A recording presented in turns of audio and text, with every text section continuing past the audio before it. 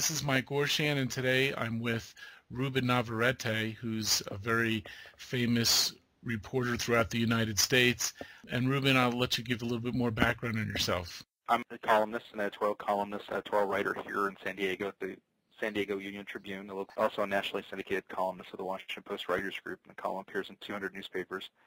In addition to that, I contribute commentary twice a month to CNN.com.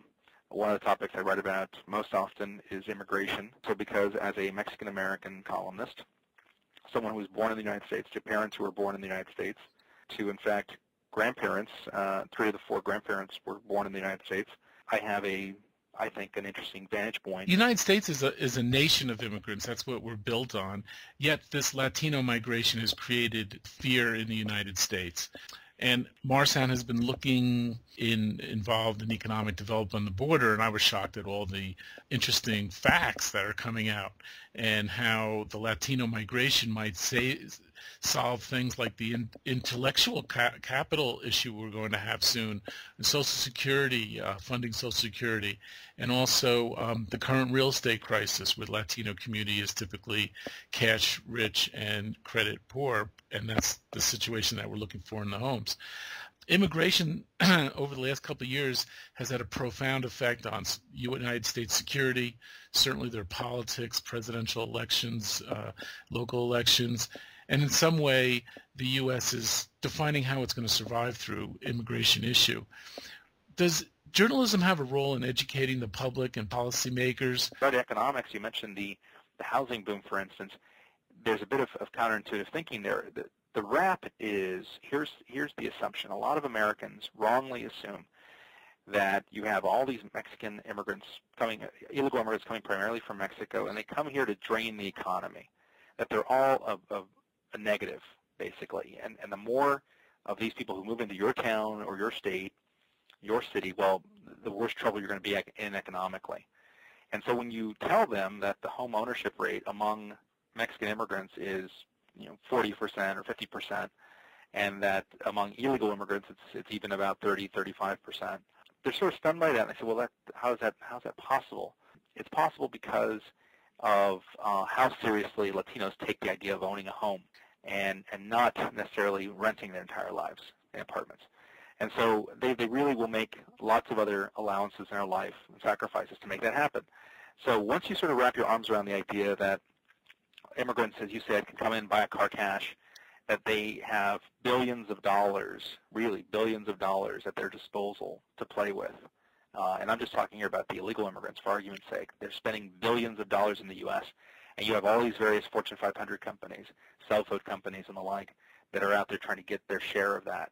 Well, that sort of makes you think differently about it. The fact that they buy houses, that they have a lot of cash on hand is not necessarily, is not news. And, maybe it's not USA Today material, but we have a Wall Street Journal, we have Barron's, Economist. There's lots of news, but this doesn't come out. It doesn't come out often, but it does come out. And the reason I can say that is because the reason I know these things is because I've read them in newspapers.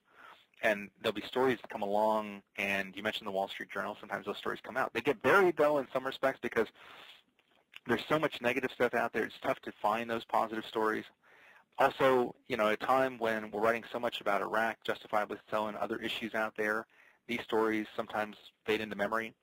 But you sort of make an interesting point here that in order for it to even get played and get written, the reporter has to buy the premise and the editor has to buy the premise. People at the newspaper have to buy the premise before you ever see it in print.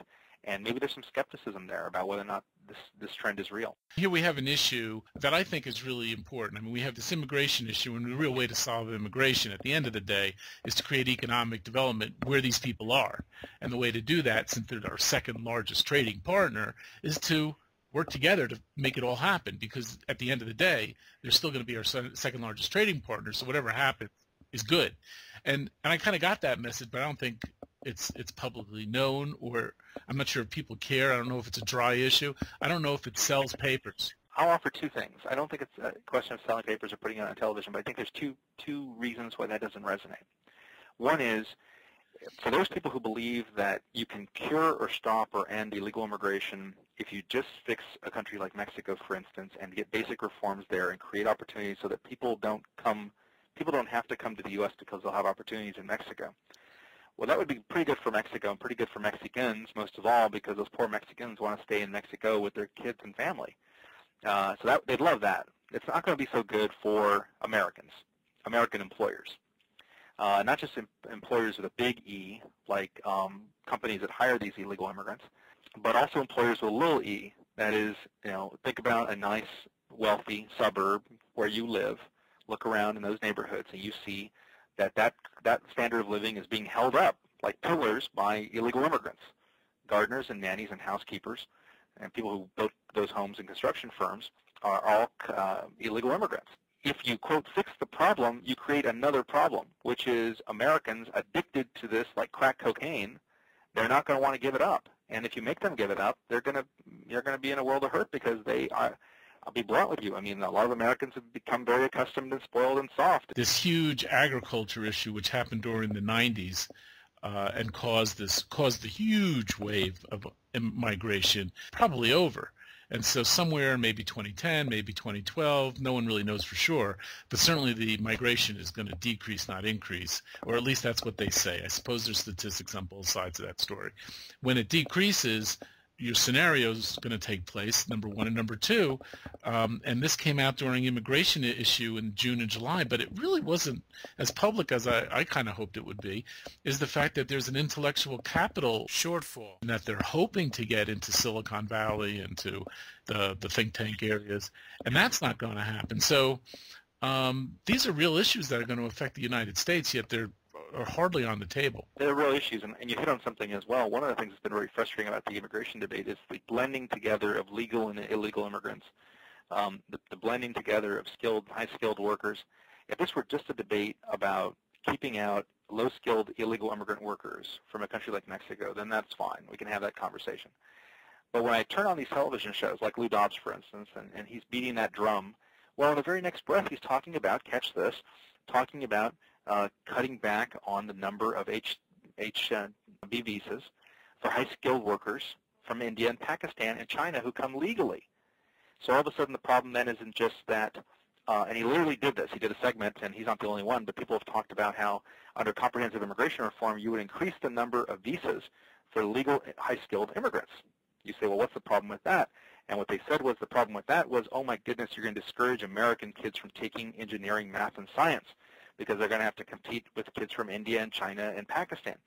So all of a sudden the truth comes out. This isn't just about illegal immigrants. It's about immigrants in general. When you deal with the Latino cultures and values, attitudes, customs, at least certainly for the first generation, less for the second and even less for the third, but we're dealing with a huge influx of first-generation Latinos. My guess is, I want to know, do you have any examples how journalism is helping the melding of these Latino migration into the United States? The problem is, and here's sort of where the media is operating in the opposite direction, you also have a very thriving Spanish language media in this country. You have newspapers, radio, and television networks that operate only in Spanish. And it's created a sort of linguistic cocoon for many of these people. The power of the country, of a country, not just the United States, but any country, tends to decide on the makeup of the country. And then the media tends to report on facts and let the people kind of decide, but there's definitely there's a play between power and media has to go on, and I'm kind of curious where we are in the process in regards to Latino migration, and how is this affecting media reporting? Powerful insist upon the right to determine as much as they can what kind of people are coming in.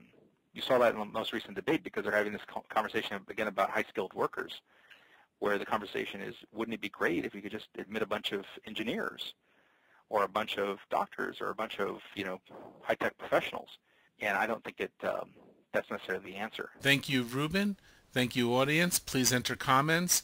Please see us at www.marsound.com. Have a good day.